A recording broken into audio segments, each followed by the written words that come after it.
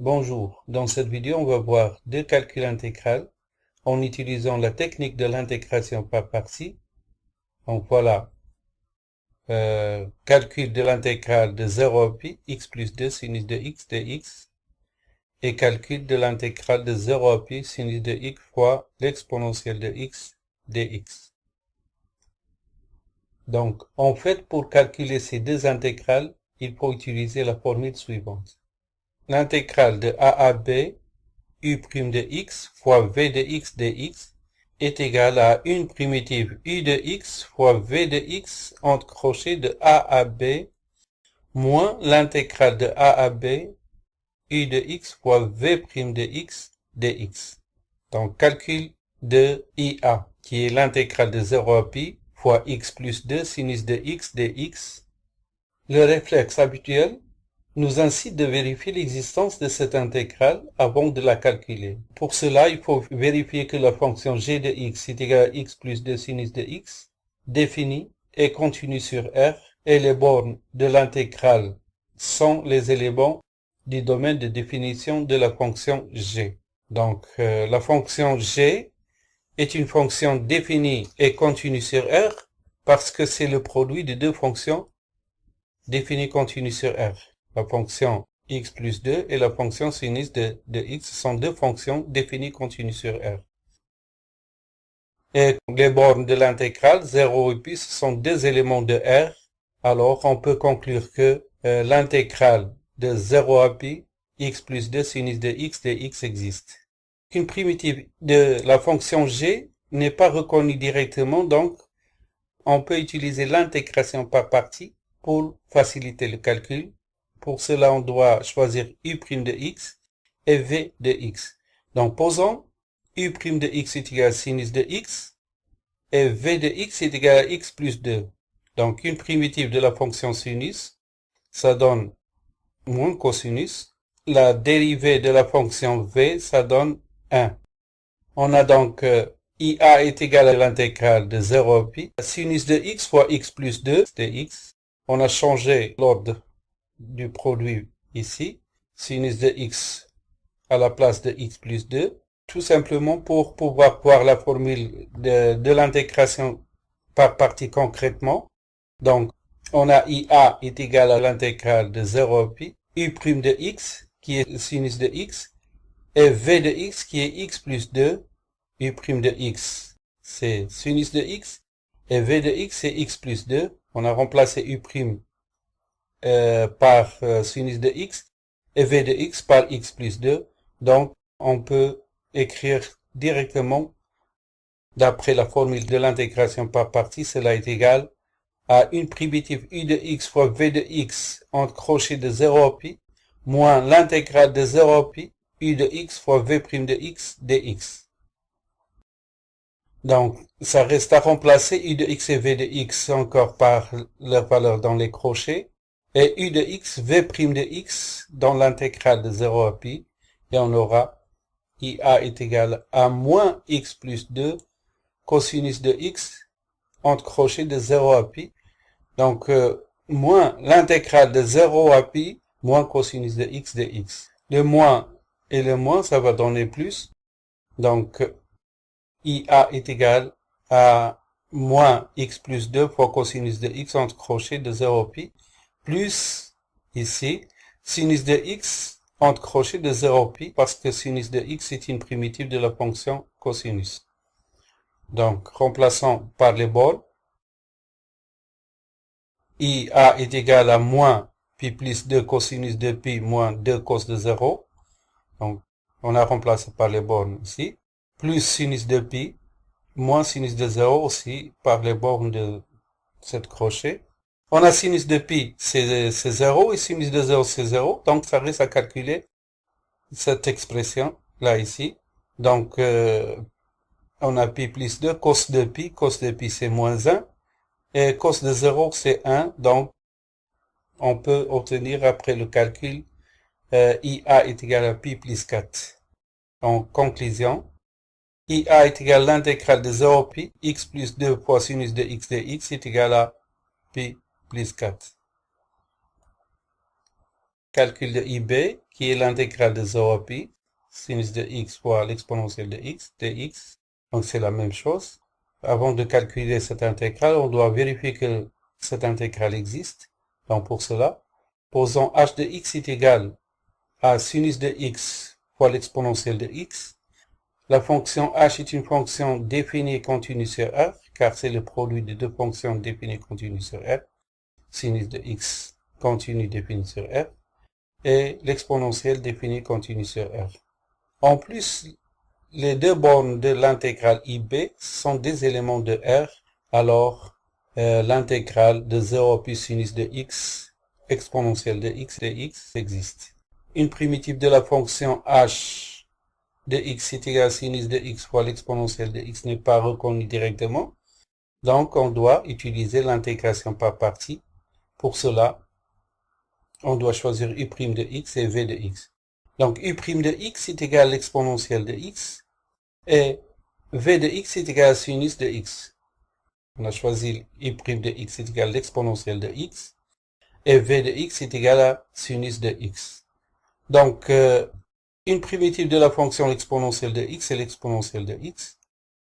La dérivée de la fonction sinus de x donne cosinus de x. Donc, l'intégrale de 0 à pi, l'exponentielle de x fois sinus de x de x est égal à l'intégrale de 0 à pi, u' fois v de x dx. On a u' de x, c'est la fonction exponentielle de x, et v de x, c'est la fonction sinus de x. On a permis de la même manière que précédente. On a remplacé l'exponentielle de x à la place de la fonction sinus de x pour obtenir la forme u' fois v de x dx. Donc, d'après la formule de l'intégration par partie, on écrit une primitive u de x fois v de x entre crochets de 0 pi moins l'intégrale de 0 pi u de x fois v' de x dx. Donc, ça reste à remplacer u de x et v de x par leur valeur dans les crochets. Et u de x, v' de x par leur valeur dans l'intégrale de 0 à pi. Donc, on aura ib est égal à l'exponentielle de x fois sinus de x entre crochets de 0 à pi moins l'intégrale de 0 à pi exponentielle de x fois cosinus de x dx. Donc, pour calculer cette intégrale, l'intégrale de 0 à pi exponentielle de x fois cosinus de x dx, on doit utiliser encore une deuxième fois l'intégration par partie pour pouvoir calculer cette intégrale. Donc, pour cela, posons u1' de x est égal à l'exponentielle de x et v1 de x est égal cosinus de x. Donc, u1' de x est égal à l'exponentielle de x et v1 de x est égal à cosinus de x. Donc, une primitive de la fonction exponentielle de x est l'exponentielle de x et la dérivée de la fonction cosinus, ça donne moins sinus de x.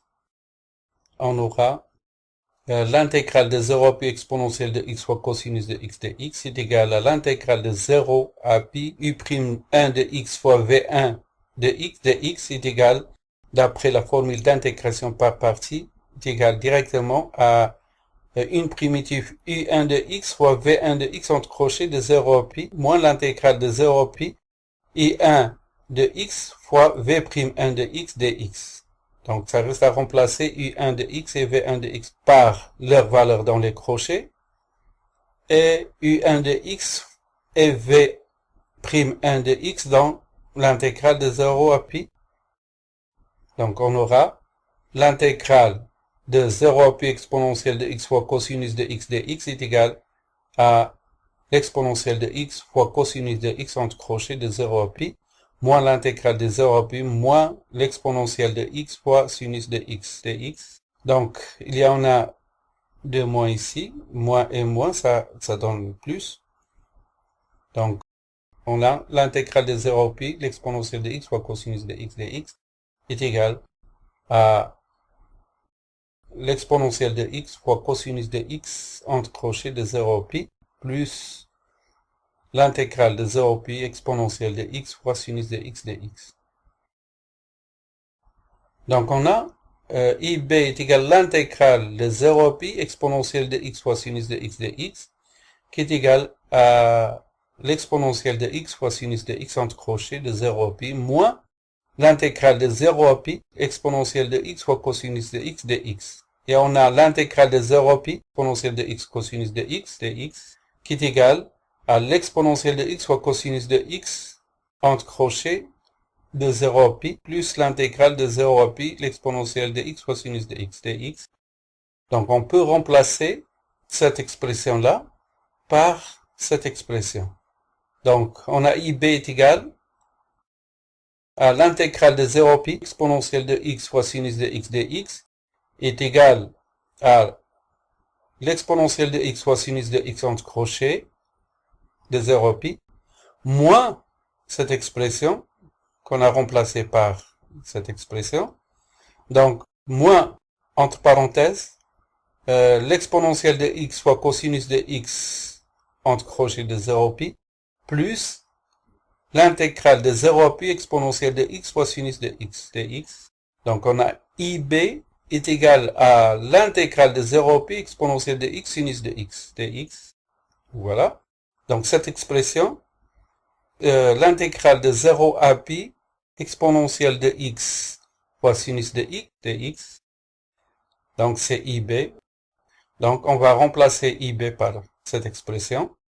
Donc, on aura IB est égal à l'intégrale de 0 à pi exponentielle de x sinus de x dx est égal, entre crochets, l'exponentielle de x fois sinus de x de 0 à pi, moins l'exponentielle de x fois cosinus de x entre crochets de 0 à pi, moins IB.